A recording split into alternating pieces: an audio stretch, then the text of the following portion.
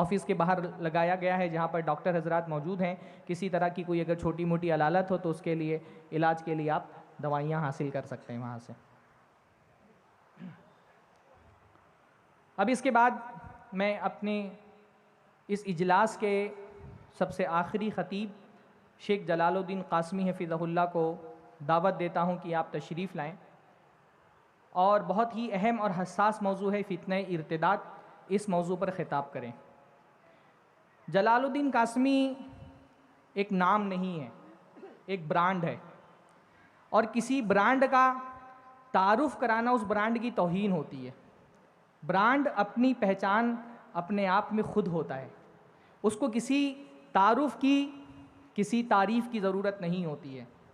جلال الدین قاسمی جس برانڈ کا نام ہے اس کی پہچان ہے علم، ثقافت، استناد، حافظی کی صلاحیت اور دلائل سے بھرپور خطابت. میں سوچ رہا تھا کہ آج شیخ کا تعارف کراتے ہوئے میں کیا کہوں، تو میں نے ایک چیز غور کی کہ خطابت کے میدان میں جتنے بھی مشہور خطباء ہیں سب کے نقال موجود ہیں. کسی کی فرسٹ کاپی ہے، کسی کی سیکنڈ کاپی، کسی کی تھرڈ کاپی. شیخ جلال الدین قاسمی کا نہ فرسٹ کاپی ہے، نہ سیکنڈ کاپی ہے، نہ تھرڈ کاپی ہے. ان کا کوئی نقال نہیں ہے، کیونکہ جلال الدین قاسمی بننا آسان نہیں ہوتا ہے. جلال الدین قاسمی کو جلال الدین قاسمی بننے کے لیے جد و جہد کے کتنے میدان سر کرنے پڑے ہیں، کتنی راتوں کی بیداری لگی ہے، تب یہ جلال الدین قاسمی بنا ہے. یہ تو شیخ جلال الدین قاسمی ہی جانتے ہیں. میں گزارش کرتا ہوں کہ آپ تشریف لائیں اور اپنے مخصوص انداز میں، اپنے مدلل انداز میں ہم سامعین کو مستفید فرمائیں. شیخ جلال الدین قاسمی آپ لوگوں کے روبرو ہیں.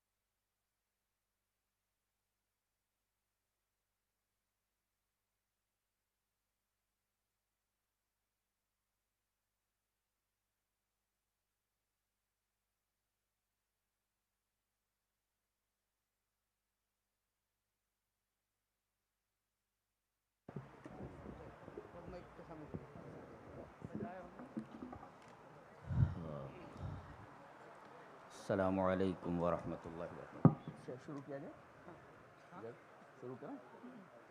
شروع کیا جائے. ان الحمد للہ نحمده ونستعینه ونستغفره ونعوذ باللہ من شرور انفسنا ومن سیئات اعمالنا. من يهده الله فلا مضل له ومن يضلل فلا هادي له واشهد ان لا اله الا الله وحده لا شريك له وأشهد أن محمدًا عبده ورسوله. يا أيها الذين آمنوا اتقوا الله حق تقاته ولا تموتن إلا وأنتم مسلمون. يا أيها الناس اتقوا ربكم الذي خلقكم من نفس واحدة وخلق منها زوجها وبث منهما رجالا كثيرا ونساء واتقوا الله الذي تساءلون به والأرحام إن الله كان عليكم رقيبا. يا أيها الذين آمنوا اتقوا الله وقولوا قولا سديدا يصلح لكم أعمالكم ويغفر لكم ذنوبكم ومن يطع الله ورسوله فقد فاز فوزا عظيما. أما بعد فإن خير الحديث كتاب الله وخير الهدي هدي محمد صلى الله عليه وسلم وشر الأمور محدثاتها وكل محدثة بدعة وكل بدعة ضلالة الضلالة في النار. أعوذ بالله من الشيطان الرجيم. بسم الله الرحمن الرحيم. يا أيها الذين آمنوا من يرتد منكم عن دينه فسوف يأتي الله بقوم يحبهم ويحبونه أذلة على المؤمنين أعزة على الكافرين يجاهدون في سبيل الله ولا يخافون لومة لائم ذلك فضل الله يؤتيه من يشاء والله واسع عليم. حضرات علماء کرام، محترم بزرگوں، نوجوان بھائیوں، پیارے بچوں، پردہ نشین ماں اور بہنوں، وقت بہت کم ہے، موضوع بہت ہی حساس ہے. دیکھیے تھوڑی بہت گفتگو اس موضوع پر ہو جائے. اسی مناسبت سے میں نے سورہ مائدہ کی ایک آیت کریمہ تلاوت کی ہے. چلیے اس آیت کریمہ پر آ جاتے ہیں.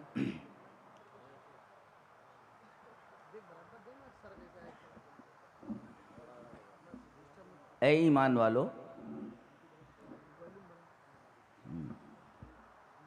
تم میں سے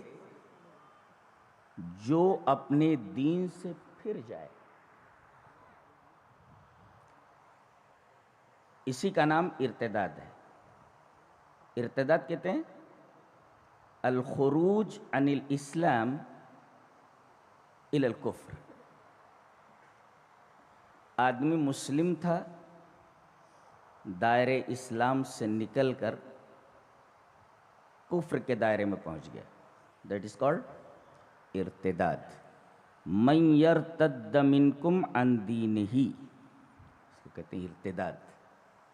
یعنی پہلے مسلمان تھا، وہ اسلم ثم تہود، اسلم ثم تنصر، مگر اسلام لائے یہودی ہو گیا، اسلام لائے غیر مسلم ہو گیا، اسلام لائے عیسائی ہو گیا. اسلام کے دائرے سے نکل کر کے کسی اور مذہب کے دائرے میں چلا جانا، اس کو کہتے ہیں ارتداد.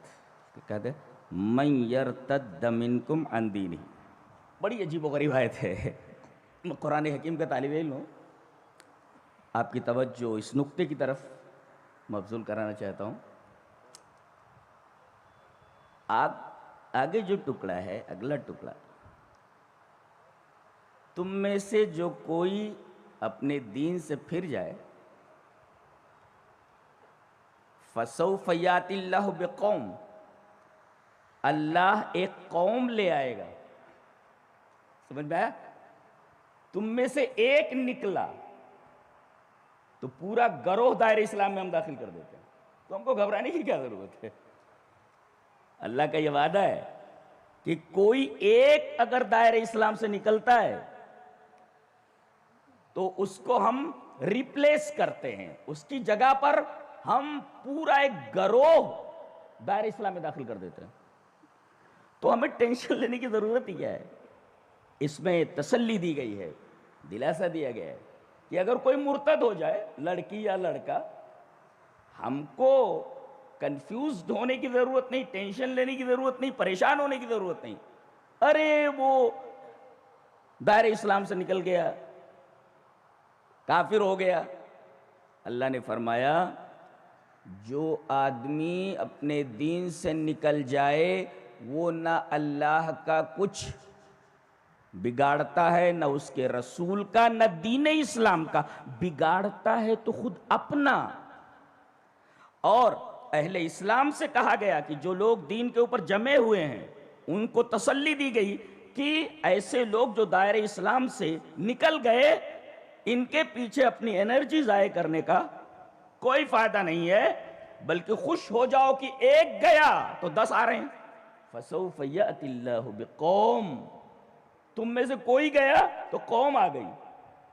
بڑی خوشی کی بات ہے. اچھا، پھر اگلا ٹکڑا.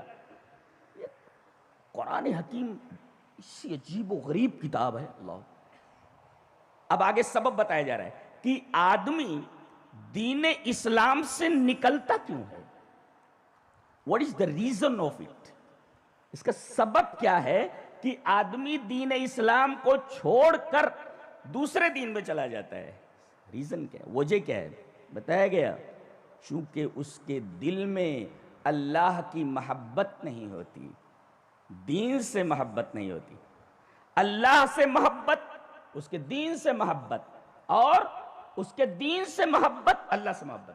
ایک دلیل دیتا ہوں. حضرت عیسیٰ علیہ السلام نے کہا من انصاری الی اللہ،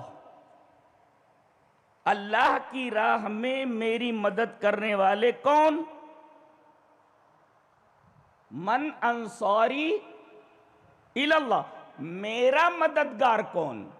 اللہ کی راہ میں میرا مددگار. قال الحواریون نحن انصار اللہ، حواریین نے کہا کہ ہم اللہ کے مددگار ہیں. سوال کیا ہے؟ میرا مددگار کون ہے؟ جواب یہ ہے کہ ہم اللہ کے مددگار ہیں۔ اس کا مطلب رسول کی مدد کرنا اللہ کی نصرت کے مرادف ہے۔ جی یہ مطلب ہے۔ تو میں نے یہ ثابت کیا کہ اللہ سے محبت اس کے دین سے محبت ہے، اور اس کے دین سے محبت اللہ سے محبت ہے۔ تو چونکہ ان کے دلوں میں اللہ کی محبت نہیں ہوتی، اس وجہ سے وہ اس دین سے نکل جاتے ہیں۔ وہ سبب بتائے گا، مین چیز ہے وہ۔ جی، اور والذین آمنوا اشد حبا للہ، مومن وہ ہوتا ہے جو اللہ سے سب سے زیادہ محبت کرے۔ یہ ایمان کا تقاضا ہے، اسی وجہ سے یا ایھا الذین آمنوا سے یہ آیت کریمہ شروع کی جا رہی ہے۔ یہ نکتہ ہے اس میں، یحبہم ویحبونہ۔ دیکھیں یہ جو نکلا ہے یہ اللہ سے محبت نہیں کرتا۔ جی، تو اس کی جگہ پر ہم ایسی قوم لا رہے ہیں پوری کہ اللہ ان سے محبت کرے گا اور وہ اللہ سے محبت کریں گے۔ یہ دیکھیں یہاں دو محبتیں ہیں، ایک اللہ کی اپنے بندوں سے محبت، اور ایک ہے بندوں کی اپنے رب سے محبت۔ اس میں عقیدہ لکھنے والے لوگوں نے جو عقیدے کی کتابیں لکھی ہیں اس میں ایک بڑا عجیب نکتہ بیان کیا ہے کہ محبتوں سے دونوں متصف ہے۔ کون؟ اللہ بھی اور بندہ بھی۔ اللہ بھی محبت کرتا ہے، محبت سے متصف ہے، بندہ بھی محبت کرتا ہے، وہ بھی محبت سے متصف ہے، لیکن اللہ تبارک و تعالیٰ کی محبت مخلوق کی محبت کی دیگر ہے، وہ اس کی کیفیت دوسری ہے۔ لہذا اللہ کی محبت الگ ہے اور بندے کی محبت الگ ہے، دونوں محبتیں ایک جیسی نہیں ہیں، اس لیے کہ خالق جیسا کوئی نہیں ہو سکتا، تو اس کی صفت جیسی صفت رکھنے والا کوئی اور نہیں۔ بہرحال یحبہم ویحبونہ، یحبہم ویحبونہ، ایسی قوم لائے گا کہ وہ قوم اللہ سے محبت کرے گی اور اللہ ان سے محبت کرے گا۔ اور یہ بھی واضح ہوا کہ یہ جو دائرہ اسلام سے نکلا ہے اس کی بنیادی وجہ یہ ہے کہ اسے اللہ تبارک و تعالی سے محبت نہیں ہے، محبت نہ ہونے کی وجہ سے۔ آج ارتداد کا فتنہ جو پھیل رہا ہے، بلکہ یہ کہہ رہے ہیں کہ اپنے عروج پر ہے، جانتے ہیں اس کی بنیادی وجہ کیا ہے؟ ہم اپنے بچوں کو سب کچھ سکھاتے ہیں، انجینئرنگ پڑھاتے ہیں، ڈاکٹری پڑھاتے ہیں، آئی ایس کرواتے ہیں، آئی پی ایس کرواتے ہیں، لائر بناتے ہیں، تمام علوم پڑھاتے ہیں، تمام چیزیں سکھاتے ہیں، ایک چیز ہم اپنے بچوں کو نہیں سکھاتے، وہ ہے اللہ اور اس کے رسول سے محبت۔ دیکھیں گڑبڑی یہاں ہے، اللہ اور اس کے رسول سے محبت ہم نہیں سکھاتے، تمام چیزیں سکھاتے ہیں، یہ چیز ہم نہیں سکھاتے۔ یہ بنیادی غلطی ہے ہماری، یہ بنیادی غلطی ہے کہ میرے بچے اللہ تبارک و تعالیٰ سے محبت کر، اس کے رسول سے محبت کر، ان کی محبت کو اپنے دلوں میں بسا لے۔ یہ کوئی نہیں اپنے بچوں کو سکھاتا ہے، کوئی نہیں سکھاتا ہے۔ لہذا ارتداد کا فتنہ بڑی تیزی سے پھیل رہا ہے، اسی محبت کو نہ سکھانے کی وجہ سے۔ یحبہم ویحبونہ، اور یہ ارتداد اتنا خطرناک ہے، اتنا خطرناک ہے کہ اس کی سزا اسلام میں قتل ہی ہے، کچھ اور نہیں۔ دلیل یہ اثر وان اکرمت رحمہ اللہ ان علیًا حرق قوما فبلغ ابن عباس فقال لو كنت انا لم احرقهم لان النبي صلى الله عليه وسلم قال لا تعذبوا بعذاب الله ولقتلتهم كما قال النبي صلی اللہ علیہ وسلم من بدل دینه فاقتلوه، رواہ البخاری فی کتاب الجہاد والسیر۔ حضرت امام بخاری رحمہ اللہ نے اس اثر ایسے نقل کیا، یہ حدیث ایسے لائیں۔ حضرت اکرمہ کہتے ہیں کہ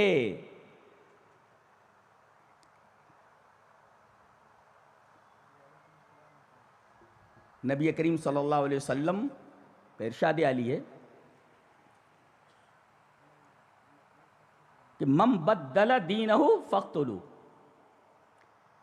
حضرت علی کے بارے میں یہ بات کہی گئی کہ کچھ لوگ مرتد ہو گئے تھے تو ان کو بلایا اور سب کو جلا دیا، آگ لگا دی، زندہ جلا دیا سب کو۔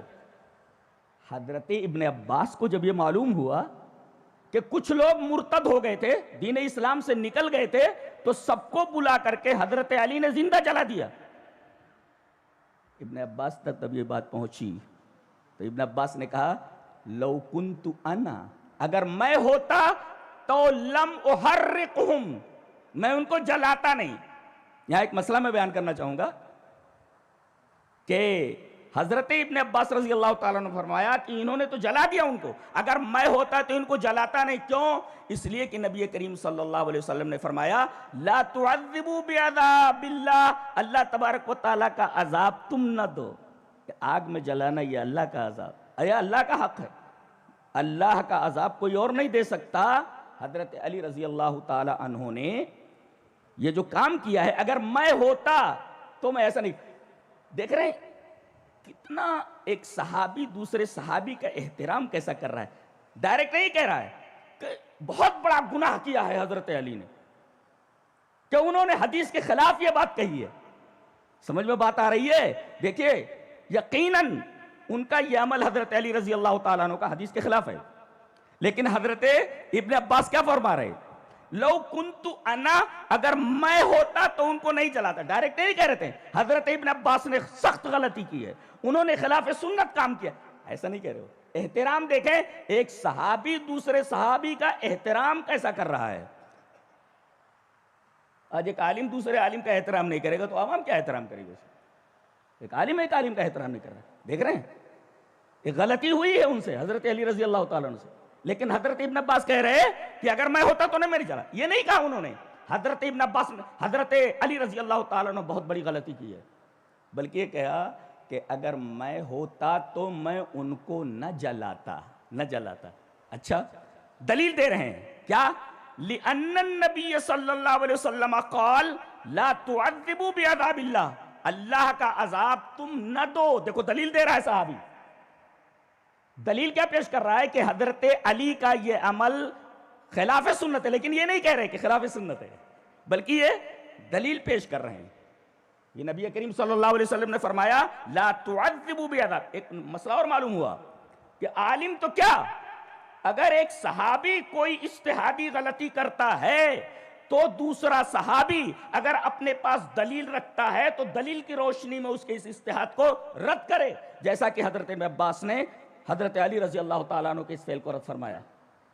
یہ ہے اہل حدیث کا منہج۔ آنکھیں بند کر کے اہل حدیث کسی مسئلے پر نہیں گرتا جب تک کہ اس کے سامنے اللہ تبارک و تعالیٰ کی کتاب کی کوئی دلیل آ جائے اور رسول اللہ صلی اللہ علیہ وسلم کو کوئی فرمان نہ آ جائے۔ دیکھیں دلیل پیش کر، تنقید نہیں کر رہے ہو۔ کتنا میں بیان نہیں کر سکتا، لفظوں کا جو چناؤ ہے، لفظوں کا جو انتخاب ہے، قابل داد ہے، اور جسے ہمیں پتا چلا کہ صحابہ کرام کی عظمت کا اندازہ نہیں لگایا جا سکتا۔ حضرت ابن عباس کی اپنی ایک جگہ ہے، ان کا اپنا ایک مقام ہے، حضرت علی نبی کریم صلی اللہ علیہ وسلم کے داماد محترم ہے، ان کا الگ ایک مقام ہے، لیکن احترام دیکھیے کہ حدیث کے خلاف، سنت کے خلاف ایک کام ہو رہا ہے حضرت علی سے، لیکن یہ نہیں کہہ رہے ہیں ارے حضرت علی نے خلاف سنت کام کر دیا، انہوں نے بہت بڑی غلطی کی ہے، ان کو توبہ کرنا چاہیے۔ لا لا لا لا، بلکہ یہ کہا لو کنت انا، اگر میں ہوتا تو لم احرقہم، میں انہیں نہیں جلاتا۔ اچھا کیوں؟ دلیل پیش کر رہے ہیں لِأَنَّ النَّبِيَّ صلی اللہ علیہ وسلم قال لا تعذبوا بعذاب اللہ، تو میں کیا کرتا؟ وَلَقَتَلْتُهُمْ، میں ان کو قتل کرتا۔ کیوں؟ یہ لفظ قتل ہے، احراق نہیں ہے، تحریق نہیں ہے، جلانا نہیں ہے، میں قتل کرتا۔ قتل کرتا دلیل، کیونکہ نبی کریم صلی اللہ علیہ وسلم نے فرمایا من بدل دینہ فقتلوہ۔ اندازہ لگائیے وہی لفظ استعمال کیا کہ جو اپنے دین کو بدل دے، بدل الاسلام بدین غیرہ، یعنی دین اسلام کو دوسرے دین سے بدل دے تو اس کو قتل کر دو۔ گویا کی تحریق یعنی جلانا نہیں ہونا چاہیے، قتل ہونا چاہیے تھا، اس لیے کہ نبی کی زبان مبارک سے نکلا تھا من بدل دینہ فقتلوا، تو اگر میں وہاں ہوتا تو جلاتا نہیں بلکہ لقتلتہم، میں قتل کرتا۔ اندازہ لگائیے آپ، جو نبی نے جو کیا وہ کرنے کے لیے صحابی بول رہا. احترام کا احترام ہے, مسئلے کا مسئلہ ہے. اور ایک نقطہ یہ ملا کہ کوئی بڑے سے بڑا آدمی ہو, اگر وہ حدیث کے خلاف کوئی عمل کر رہا ہے, کوئی بات کہہ رہا ہے, تو اسے ٹوک دیا جائے اور حدیث اس کے سامنے پیش کر دی جائے کہ بھئی یہ جو آپ کر رہے ہیں یہ اس حدیث کے خلاف ہے, اور اس میں آپ حکمت کو پیش نظر رکھیں. ڈائریکٹ لٹھ نہ ماریں اس کے سر کے اوپر. لٹھ مارنے کے لیے کس نے کہا ہے آپ کو؟ فَقُولَا لَهُ قَوْلًا لَيِّنًا. فرعون کے پاس بھیجا جا رہا ہے, موسیٰ اور ہارون کو کہا جا رہا ہے کہ آپ ذرا اس سے نرم طریقے سے بات کریں. جی تو یا ایھا الذین آمنوا من یرتد منکم عن دینہ فسوف یأتی اللہ بقوم یحبهم ویحبونہ. اچھا آگے دیکھیے, اذلۃ علی المؤمنین اعزۃ علی الکافرین. اذلہ جانب اللین, یعنی وہ مومنوں کے اوپر بڑے نرم ہوتے ہیں اور جو منکرین ہوتے ہیں ان کے اوپر سخت ہوتے ہیں. آج معاملہ اس کا الٹا ہے. ایک مسلمان سے جب کسی مسئلے میں اختلاف کرتا ہے تو آستین چڑھا لیتا, بات کرتا ہے سامان نکال. سامان نکال کا مطلب یہ ہوتا ہے کہ پستول نکال یا اسی طریقے سے کوئی تلوار نکال. اذلۃ علی المؤمنین, نقطہ یہ ملا یحبونہم سے کہ جو اللہ سے محبت کرتے ہیں وہ مومنین سے محبت کرتے ہیں. جی اذلۃ علی المؤمنین, وہ مومنین سے محبت کرتے ہیں, اور ان سے محبت کی دلیل یہ ہے اور علامت یہ ہے کہ ان کے سامنے یعاملون المؤمنین باللین, ان سے نرمی کا برتاؤ کرتے ہیں. یہ اللہ تبارک و تعالیٰ کی محبت کی علامت کا ایک مظہر ہے کہ اگر تم اللہ سے محبت کرتے ہو تو سمجھو کہ تم ایمان لانے والوں کے سامنے وَخْفِضْ جَنَاحَكَ لِلْمُؤْمِنِينَ, اپنے بازوؤں کو ان کے سامنے بچھا دو.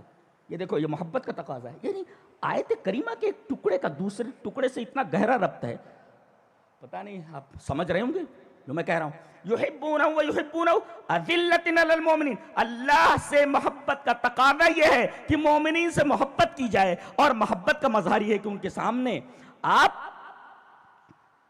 محبت کے ساتھ نرمی کے ساتھ رہیے. یعاملونہم معاملۃ اللین. اچھا, اور اللہ سے محبت کا تقاضا کیا ہے؟ جو مومن نہیں ہے ان کے اوپر سخت رہیے آپ, جی محتاط رہیے ان کے ساتھ. یہ بھی اللہ کی محبت کا تقاضا ہے. عجیب بات ہے, ولا اور برا دونوں کو واضح کر دیا گیا. کیا نقطہ ہے, اللہ اکبر. ولا اور برا, اللہ کے لیے محبت اور اللہ کے لیے نفرت. کیا ثابت نہیں ہوا اس سے؟ اذلۃ علی المؤمنین اعزۃ علی الکافرین سے ولا اور برا ثابت نہیں ہوا؟ ثابت ہوا. تو اذلۃ علی المؤمنین اعزۃ علی الکافرین, اور یجاہدون فی سبیل اللہ. ما معنی الجہاد؟ جہاد لفظ سن لیے اور جناب ٹینشن ہو گیا لوگوں کو. الجہاد احتمال المشقہ, یعنی کسی مشقت کو برداشت کرنا, کسی تکلیف کو برداشت کرنا. هذا هو الجہاد, اسے جہاد کہتے ہیں. تو یجاہدون, یہ دیکھیں فی سبیل اللہ کا مطلب بتانا چاہے تو یجاہدون اے یبذلون اموالہم وانفسہم لنصرت دین اللہ. یجاہدون کا مطلب کیا ہوا؟ کہ وہ اپنے مالوں کو اور اپنی جانوں کو اللہ کے دین کی مدد میں خرچ کرتے, صرف کرتے ہیں. اب عباد الخیر کا اعلان ہوا ابھی, اب آپ دیکھیں خیر لے کر کے بڑھ رہے ہیں, ساتھ دیجیے آپ ان کا. یہ اللہ کی نصرت, اللہ کے دین کی نصرت ہے, لنصرت دین اللہ. تو یہ یجاہدون کا مطلب ہوا آپ اپنے مالوں اور اپنی جانوں کو لگائیے, خرچ کیجئے, لگائیے. اچھا, فی سبیل اللہ کا مطلب کیا ہوا؟ کہ قد یجاہدون ضعاف الایمان قد یجاہدون ولکن بسبب منفعتہم دون سبیل اللہ. بعض لوگ یہ سبیل اللہ کی قید کیوں لگی ہے؟ بعض لوگ کوشش کرتے ہیں, محنت کرتے ہیں اور اپنی جان اور مال کو خرچ کرتے ہیں. کس میں؟ اللہ کے راستے میں نہیں, بلکہ اپنے منفعت کے راستے میں خرچ کرتے ہیں. سو اپنے منفعت کو خارج کرنے کے لیے فی سبیل اللہ کی قید لگائی گئی کہ اپنے فائدے کے لیے یہ نہیں کرنا ہے آپ کو, بلکہ اللہ کے دین کی نصرت کے لیے ایسا کرنا ہے. تو یجاہدون کے بعد فی سبیل اللہ کی قید لگائی گئی. یجاہدون فی. اچھا, جب آدمی کوئی کام کرنے لگتا ہے تو پتہ نہیں کیا کرے گا کیا نہیں کرے گا, دنیا بھر کی باتیں اس کے خلاف کی جاتی ہیں. آگے کہا گیا آدمی دین کا کام کر رہا ہو تو ولا یخافون لومۃ لائم, ملامت کرنے والے میدان میں آئیں گے. ملامت کرنے والوں کی ملامت کا کوئی جو ہے آپ نوٹس نہ لیں. اور لائم نکرہ ہے. ما فائدۃ النکرہ, نکرہ کا فائدہ لائم اے من الاقارب والابائد. چاہے آپ کا کوئی رشتہ دار ہو تنقید کرے گا, دور کا آدمی ہو آپ کا کوئی رشتہ نہ وہ بھی تنقید کرے گا. لہذا من الاقارب ومن الابائد لومۃ لائم جو نکرہ لایا گیا, بتایا گیا کہ یہ اعتراض غیر بھی کر سکتا ہے, آپ کا قریبی بھی کر سکتا ہے, اور دور کا آدمی بھی کر سکتا ہے. کیا یہ ایک لفظ ایسا لگتا ہے جسے چن کر ایسے رکھا ہو. میں میرا خیال ہے بیان نہیں کر پا رہا ہوں جی. ولا یخافون لومۃ لائم. اچھا, ذالک فضل اللہ یؤتیہ, یہ جو اوصاف بیان کیے گئے ہیں ان لوگوں کے جن کو اللہ ریپلیس کرتا ہے کسی کے مرتد ہو جانے کے بعد, جی ریپلیس کرتا ہے, ان کی یہ 5 صفات بیان کی گئی ہیں. آخری صفت یہی ہے ولا یخافون لومۃ لائم. اور اس کے بعد کہا گیا ذالک فضل اللہ. اللہ, یہ دیکھیے یہ اللہ تبارک و تعالیٰ کا بہت بڑا کرم ہے, بہت بڑا فضل ہے. اور یہ فضل جس کو چاہتا ہے عطا کرتا ہے. یہ بہت بڑا فضل ہے. یوتی میں سب کو نہیں ملتا, یہ یوتی ہی من یشاء, جس کو چاہتا دیتا ہے. اور اس کے بعد 2 صفتیں ہیں, واللہ واسع علیم. واسع کا مطلب اللہ تبارک و تعالیٰ کے خزانے میں کسی چیز کی کمی نہیں ہے. فضل دیتا رہتا ہے, جود کرتا رہتا ہے, سخا کرتا رہتا ہے, لیکن اس کے خزانے میں کسی چیز کی کمی نہیں ہوتی. واللہ واسع, اور علیم, جانتا ہے وہ کہ کون اس جود و سخا کا مستحق ہے. لہذا علیم لائے گا. یہ آیت کریمہ کی ایک ہلکی سی شرح ہے جو پیش کی گئی. اب ہم بتائیں گے کہ عام طور پر اس ارتداد کا سبب کیا ہوتا ہے. بنیادی سبب تو یہ اللہ سے محبت نہیں ہوتی. تو گویا کہ آدمی دین اسلام سے نکل کر الجہل بدین اللہ, یہ پہلا سبب ہے. الجہل بدین اللہ, اللہ تبارک و تعالیٰ کے دین سے جہالت, معلومات نہیں ہے کہ اللہ تبارک و تعالیٰ سے محبت کا کیا مقام ہے, اللہ تبارک و تعالیٰ سے محبت کی کیا, اور دین کیا ہے. اللہ, میں بتاؤں دین کتنا قیمتی ہے. یہ لے کر کے جاؤ آج, یہ لے کر کے آج جاؤ. شاید آپ نے سنا ہو کیا کہ یہ جو دین آپ کو فری میں دیا گیا ہے, آپ کو مل گیا ہے, کتنا قیمتی ہے. چلیے, ان الذین کفروا وماتوا وهم کفار فلن يقبل من احدهم ملء الارض ذهبا ولو افتدى به اولئک لهم عذاب الیم وما لهم من ناصرین. کیا بات ہے کہ وہ لوگ جو کفر کی حالت میں مر گئے, کفر کیا اور زندگی بھر وہ کفر کے اوپر جمے رہے, اسی کے اوپر مر گئے, تو فَلَن يُقْبَلَ مِنْ أَحَدِهِمْ, ابھی اللہ کے سامنے کھڑا ہے, کہا جائے گا کہ تجھے جہنم میں ڈالا جا رہا ہے, فدیے میں کیا دے سکتا ہے, فدیے میں کیا دے سکتا ہے کہ تو جہنم سے بچ جائے. جواب دے رہا ہے وہ, زمین بھر کر سونا میں دینا چاہتا ہوں بچنے کے لیے. اللہ اکبر, کتنا, ملء الارض ذہبا یعنی معمولی سونے کی کیا قیمت ہوتی ہے جی. زمین بھر کر سونا میں دے دوں بچ جاؤں گا. حالانکہ وہ نہیں دے سکتا, فدیہ نہیں دے سکتا. پوری زمین بھر کر سونا میں دے دوں تو بچ جاؤں گا. اس کا مطلب جو یہ اسلام آپ کو دیا گیا ہے, یہ جو دین دیا گیا ہے, اس کی قیمت سمجھتے ہیں آپ؟ 1-2 تولہ نہیں, زمین بھر کر سونے سے بھی زیادہ قیمتی ہے. آپ کو فری میں دے دیا گیا. یہ بچوں کو سمجھائیے کہ دین کی یہ عظمت ہے, دین کی یہ اہمیت ہے. اس کو چھوڑ کر تو کہاں بھاگ رہا ہے بھائی, اس کو چھوڑ کر کہاں جا رہا ہے. پوری دنیا سونے سے بھر جائے اور پوری دنیا بھر کا سونا دے دیا جائے تو اسلام کے برابر نہیں ہو سکتا جو آپ کے فری میں دے دیا گیا ہے. اللہ تبارک و تعالیٰ نے یہاں اسلام کی عظمت بتائی ہے کہ دین اسلام کی عظمت کیا ہے. سونے سے تولو گے, پوری دنیا کے سونے سے, تب بھی اسلام کو موزون نہیں کر سکتے, آپ تول نہیں سکتے. اور یہی وجہ ہے کہ اس آیت کریمہ سے پہلے اوپر فرمایا گیا وَمَنْ يَبْتَغِ غَيْرَ الْإِسْلَامِ دِينًا فَلَنْ يُقْبَلَ مِنْهُ, یہ بات کہی گئی. جی, اسلام کے علاوہ کوئی دین اللہ کے ہاں مقبول نہیں. یہ بچوں کو سکھائیے کہ کتنا قیمتی ہے یہ دین, کتنا قیمتی ہے یہ. تو پہلا سبب تو یہ الجہل بدین اللہ. بچے کو معلوم نہیں ہوتا, نوجوان کو معلوم نہیں ہوتا, بچی کو معلوم نہیں ہوتا, جی غیر مسلم کے ساتھ بھاگ جا رہی, لڑکا مرتد ہو جا رہا ہے. ارے رسول کیا ہے, آخرت کیا ہے, مرنے کے بعد کیا ہے, سب بکواس ہے. یہ دیکھو, اس لیے کہ اسے دین کی عظمت معلوم نہیں کہ دین کی قیمت کیا ہے. ملء الارض ذهبا ولو افتدى. اللہ اکبر. ایک وجہ تو یہ ہے. اچھا دوسری وجہ کیا ہے؟ مخلوط تعلیم. لڑکیوں اور لڑکوں کی ایک ساتھ تعلیم. یہ بہت بڑا فتنہ ہے, بہت بڑا فتنہ ہے. نبی کریم صلی اللہ علیہ وسلم نے اختلاط رجال مع النساء کو سختی سے منع فرمایا. دلیل یہ حدیث پاک. وان حمزہ بن ابی اسید الانصاری عن ابیہ انہ سمع رسول اللہ صلی اللہ علیہ وسلم یقول وهو خارج من المسجد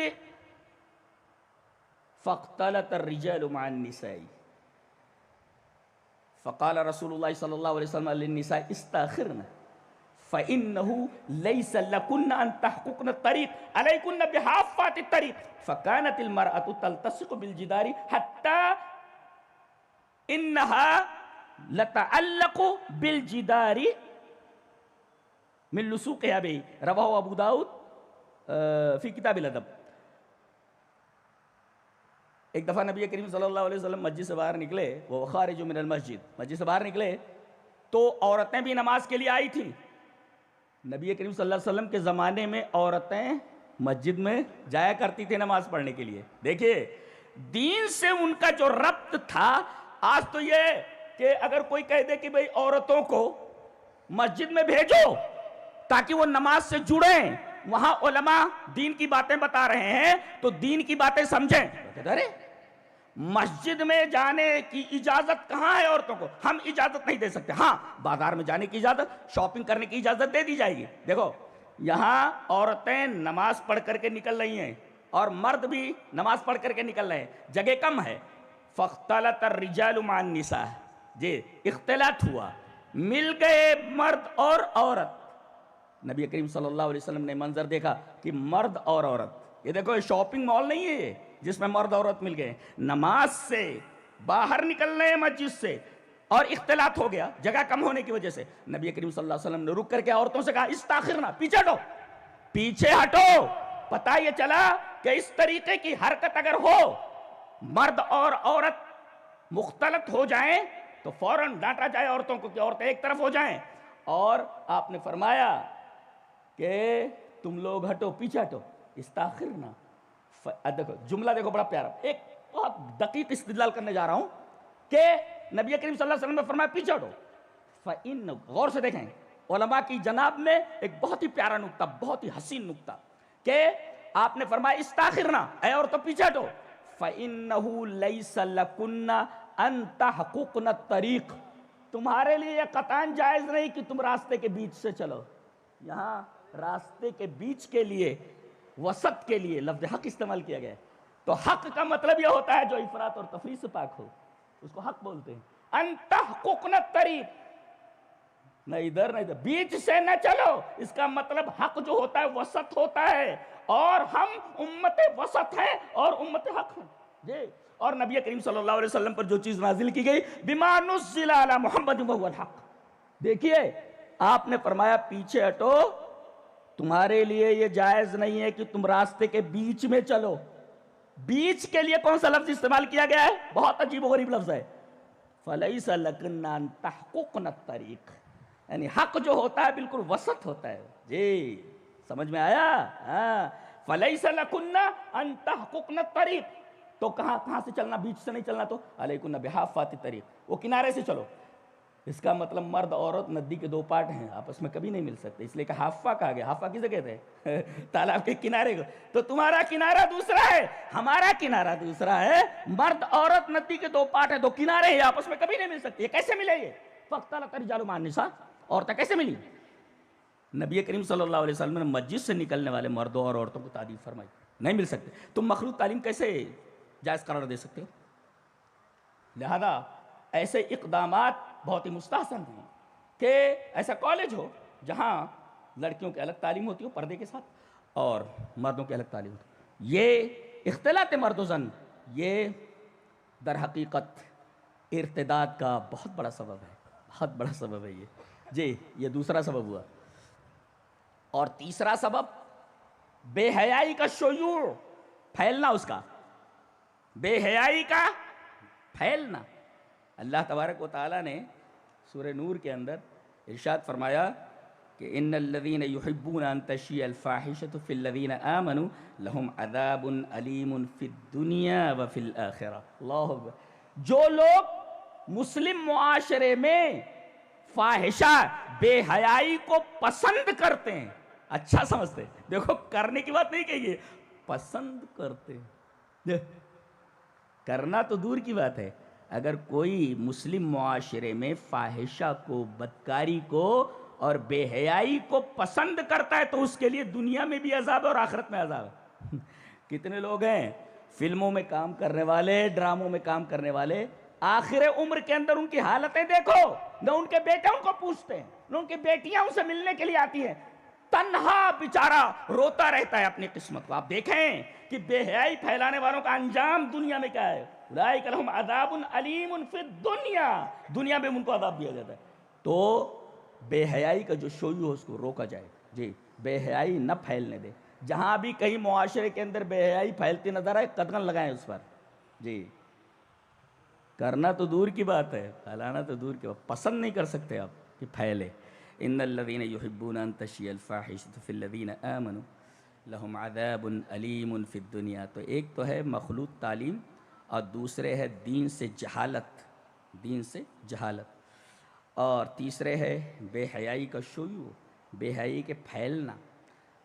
تو اگر آپ دیکھیں گے تو بنیادی طور پر یہی کچھ چیزیں ہیں کہ اگر ان کو نگاہ میں رکھا جائے اور اس پر قدغن لگائی جائے تو بڑی حد تک ہم قابو کر سکتے ہیں اس مسئلے کو.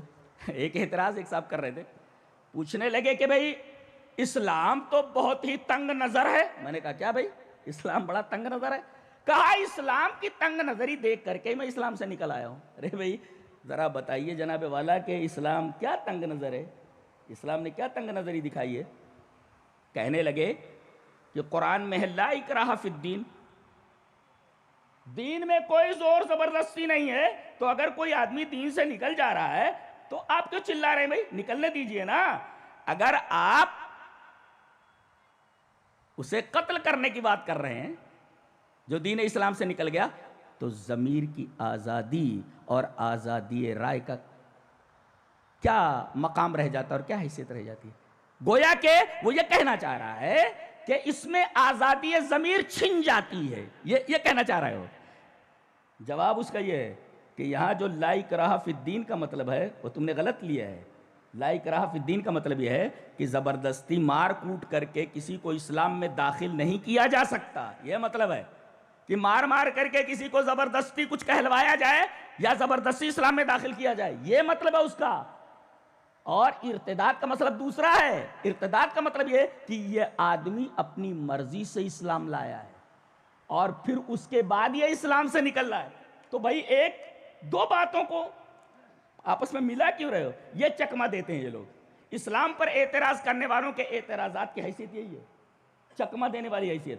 لا اکراہ فی الدین, دین میں کوئی زور زبردستی نہیں, لہذا کوئی آدمی اگر دین اسلام چھوڑ دے رہا ہے, چھوڑ کر چلا جا رہا ہے, تو اس پر آپ کو جزبز ہونے کی کیا ضرورت ہے؟ آزادی رائے کا حق ہر ایک کو ہے. آزادی ضمیر کی بنا پر وہ دین اسلام کو چھوڑ کر کے دوسرے مذہب میں چلا جا رہا ہے. تو پہلا مفہوم تو یہی ہے کہ بھئی لا اکراہ فی الدین کا مطلب نہیں ہے بلکہ زور زبردستی سے کسی کو اسلام میں داخل نہیں کیا جا سکتا, اس کی ممانعت ہے. لیکن کوئی آدمی اگر اپنی مرضی سے اسلام میں داخل ہو جائے پھر نکلتا ہے, یہ بہت بڑا جرم ہے. کیوں؟ کوئی آدمی اگر یہ کہہ دے کہ میں ہندوستان کا شہری ہوں, ہندوستان کا شہری ہوں, یہ پہلے بولتا ہے وہ کہ میں ہندوستان کا شہری ہوں. دیکھو ہندوستان کی شہریت کا اعتراف کر رہا ہے, وہ شہریت قبول کر رہا ہے, شہری بن گیا اپنی مرضی سے, اس کے بعد پھر بغاوت کرتا ہے. تو کیا شخصی آزادی کے نام پر اس بغاوت کا جواز ہے؟ کیا کوئی حکومت اس باغی کو معاف کر سکتی ہے؟ قطعاً نہیں. اس لیے کہ بغاوت ایک ایسا جرم ہے, بغاوت یہ پورے ملک کے وجود کو چیلنج کرتا ہے. بغاوت کا مطلب یہ ہے پورے ملک کے وجود کو چیلنج کرنا کہ میں نہیں مانتا, یہ مطلب ہے اس کا. گویا پورے ملک کے وجود کو وہ چیلنج کرتا ہے کہ میں نہیں مانتا.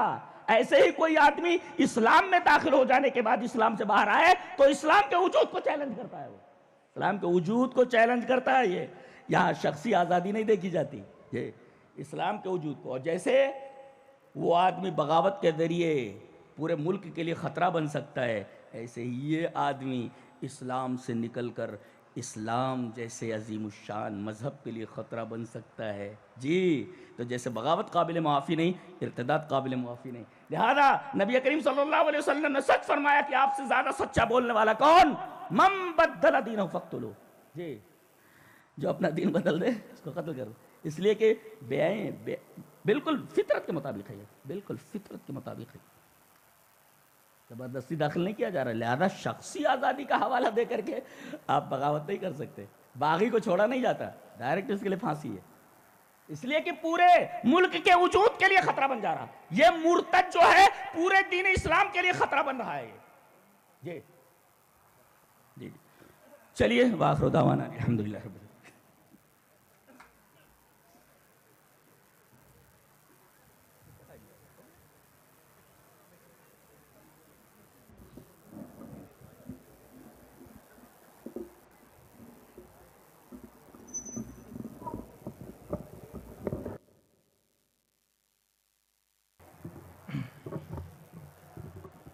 جزاکم اللہ خیرہ وبارک اللہ فیکم. بہت ہی پرمغز اور علمی دلائل اور نکات سے مزین ایک خطاب تھا جو آپ سماعت فرما رہے تھے. لیکن جیسا کہ میں نے وضاحت کی، یہ ایک اہل حدیث اسٹیج ہے. ہم جس طرح سے کوشش کرتے ہیں کہ قرآن و سنت کی پابندی کریں، اسی طرح سے انتظامیہ نے جو ایک محدود اور متعین وقت ہمارے لیے طے کیا ہے، ہماری کوشش یہ ہوتی ہے کہ وقت پر ہمارے پروگرام ختم ہوں.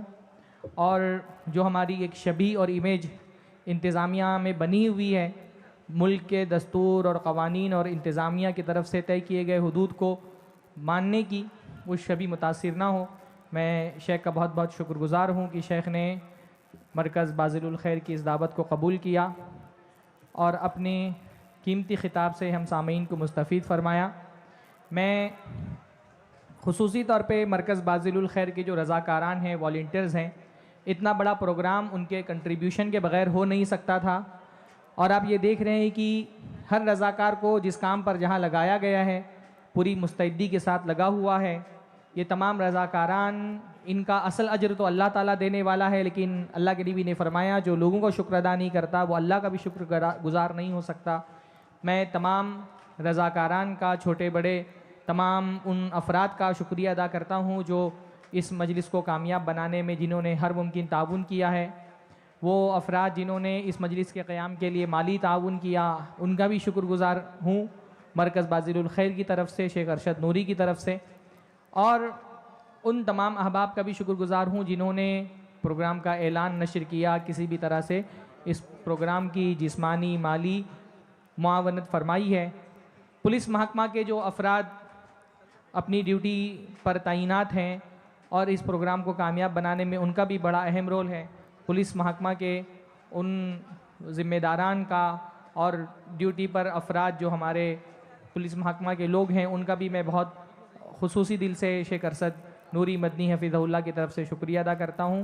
اسی کے ساتھ مجلس کے اختتام کا اعلان کیا جاتا ہے. مجلس کے خاتمے کی دعا پڑھ لیں. سبحان اللہ و بحمدہ، سبحانک اللہم و بحمدک، اشہد ان لا الہ